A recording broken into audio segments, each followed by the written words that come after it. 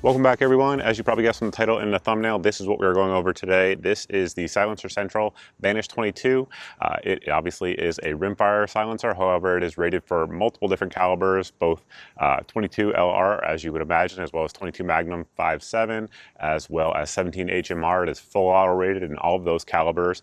And today we're going to do what I think, just from looking around on the internet, is going to be the most comprehensive test of this silencer to date. I've actually had this one in now for almost a year, and we have ran literally thousands of rounds through it, the majority of that being 22. It was really dirty. I took it in, cleaned it up with some CLP, probably ran another 100 rounds through it, and that is what you see here in this configuration, and that is how we tested it. So it was seasoned, if you will. I know some folks down below in the comments always say that you need to season your silencers before you test them, so fear not, we absolutely did that today. So what we're gonna do is test it on a 22 pistol, a 5.7 handgun, as well as a 22 rifle. And of course, we do have a mil-spec decibel meter. Again, that's something that most folks don't have because they are prohibitively expensive.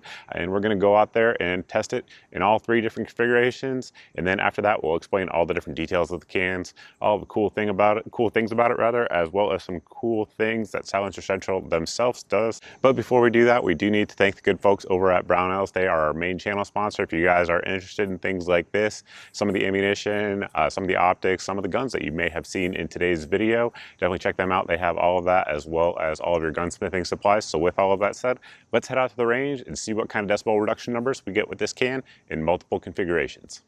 For the test, we're going to go with the 6 Hour P322 threaded barrel, obviously, and we're using 40 grain Aguila Super Extra, I believe they call it, from our friends at Firearms Depot. They support all the ammo here outside of 9mm, so big thanks for them for sponsoring this stuff, making it all happen. Everything you guys saw shot here today came from them, so definitely check them out. Let's make sure everything is recording. It is. Basically right here we have our little stand. I got to move it forward because I was just testing rifles. And there we go. That is going to be 63 inches off the ground, or 1.6 meters, and then that is 1 meter to the left. And we'll see how she does. Get a baseline and then throw the can on.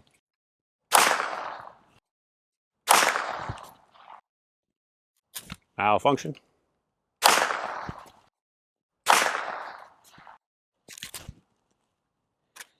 I don't think the gun likes this ammo.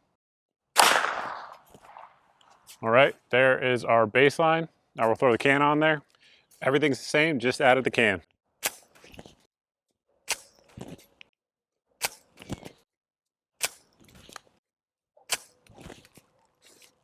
There you have it.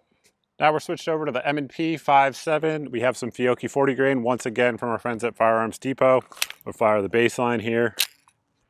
This gun is dirty. Clean your guns, kids. Don't be like me.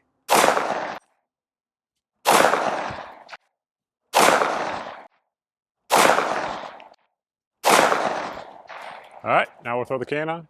Now we got the silencer on there.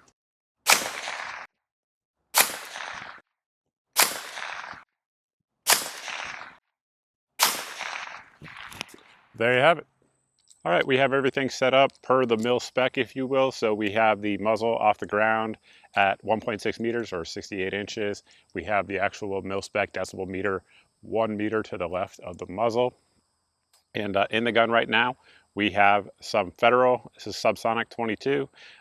This magazine that I brought out, which is a factory Ruger magazine, unfortunately, doesn't really seem to like feeding this gun, but we're gonna work through it. But yeah, so with that, let me make sure I got this camera running, and we are running. So let's get to it and get the baseline here.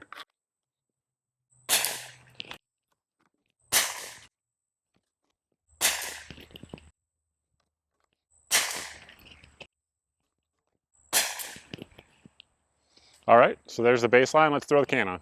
All right, everything is the same. We just added the silencer, so that is it. Same ammo, same everything.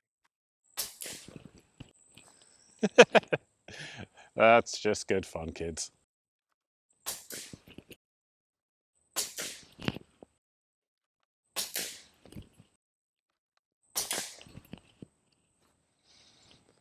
Pretty darn quiet. Now, some of y'all who have been subscribed for a while know that we have tested a number of different Rimfire 22 silencers over the years with that decibel meter on different configurations like you guys just saw. And in terms of just raw decibel number reduction, this one here is pretty average. However, it has some things going for it. So number one is going to be the size. A lot of the 22 cans that we have tested that have performed better have been much larger in terms of size. This one here is roughly 5 inches. It is only 4 ounces. And the reason they're able to get that weight down so low is because it is all titanium construction. That includes everything that you see here, both the portion here that is knurled that can be used as a takedown tool, as well as the actual sleeve, as well as the baffles. All of those are titanium, again, 4 ounces, so ultra lightweight, which is cool. Unfortunately, we cannot disassemble this here on YouTube. However, this is a Mug Club video, and so what that means for folks who are new here is that we're going to do the free video on the silencer here for everybody on YouTube and Rumble. And then we're going to head over to Mug Club and make some exclusive content. We're going to be talking about a couple things today. Number one, we're going to show you how to take this thing down and how it disassembles, which we can't do on YouTube because it is verboten here. And then we're also going to talk about a machine gun case that has made news recently in the United States and gives us some hope that the 1986 rules may be repealed. Again, all of that will be over on Mug Club. There's a lot of creators making content over there. If you guys are interested in checking it out, there should be a code on your screen here that will get you guys a free month over there on Mug Club. So definitely check that out if you are interested. So back to the actual silencer itself. As we said here, this piece actually comes off, and the funny little shape there that you see also coincides with that funny little shape that you see there out front at the end. Maybe something to do with that. It may work as a tool. I don't know. We can't show you here on YouTube. Now, in terms of actual disassembly, when you actually take this thing apart, all of the baffles are going to be exactly the same with the exception of the last one on there. And what's nice about that is that if you are going to shoot a ton of rounds through this thing, one thing you can do is actually rotate the baffle stack. So 1 through 7 there are all the same. You can just rotate them, so that way the first baffle there, which of course in all silencers, but particularly in a 22 silencer like this one here, is acting as a blast baffle and is going to erode a little bit quickly back here towards the muzzle. So if that's the case, you can rotate them to prevent the wear and honestly get pretty insane silencer life out of it with that system. That definitely is cool. Additionally, you should note some witness mark lines on the actual baffles. We should be rolling in pictures here on your screen, and what those are for use with a handgun. So when using it with a handgun, you want to line all of those up. That will give you slightly better suppression. With the rifle, it really shouldn't matter at all. So those really are the big details on the silencer. Of course, I didn't mention, but I should. It is 1/2 by 28 threaded, so basically all of your common rimfire as well as 5.7 as well as 17 HMR muzzle threads will fit on there just fine without any type of adapter. Now, of course, it doesn't have wrench flats. That is something I harp on here on the channel when it comes to silencers. That said, these interfaces, these lug interfaces right there, you can put a wrench on it and use it to get some torque on there should you need to. Again, we fired quite a number of rounds through it, including a lot of dirty 22, and we haven't had to do that yet. It hasn't seized up on it yet, but of course, if you shoot enough 22 without cleaning it, that will happen to you. So just know that going forward. But yeah, overall, a very compact, lightweight 22 silencer that sounds pretty good, as you guys saw there. You guys, just to give you a reference in terms of the decibels that you guys were seeing there, of course, on that 22 bolt action, you're getting, you know, somewhere under 110 decibels. Just for reference, your typical Red Ryder BB gun is going to give you right around 100 decibels. So it's very close to that, very close to Hollywood quiet, and that is one of the things that attracts people to rimfire suppressors with subsonic ammunition. They get silly quiet. However, as you guys saw, on the pistol, it still was quiet, but not quite as quiet. And then with the 5.7, really hard to tame that powerful, relatively speaking, supersonic ammunition. So with decibels, a 10 decibel difference isn't like a 10% increase, for example, going from 100 to 110. It's actually a logarithmic, rather, if I could speak, measurement. So anywhere between 3 to 5 decibels is going to be perceived as doubling the actual sound that you hear as a human being. So those numbers are very, very significant. And what OSHA says is safe in terms of exposure to your ears is right at 140 decibels.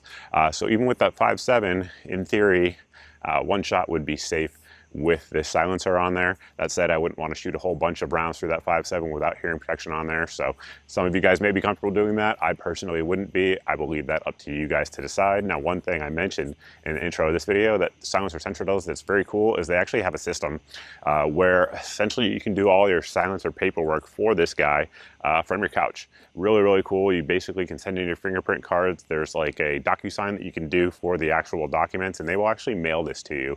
I realize that sounds kind of crazy in the era of the NFA. However, I know 2 people that have actually done it personally and gotten their cans mailed to them with their system. So that is one of the services they offer that not a lot of competitors out there do offer. So if that's something that's interesting to you, it's definitely something you should know. In terms of cost on the silencer, MSRP, and of course it could change over time, is going to be under $600.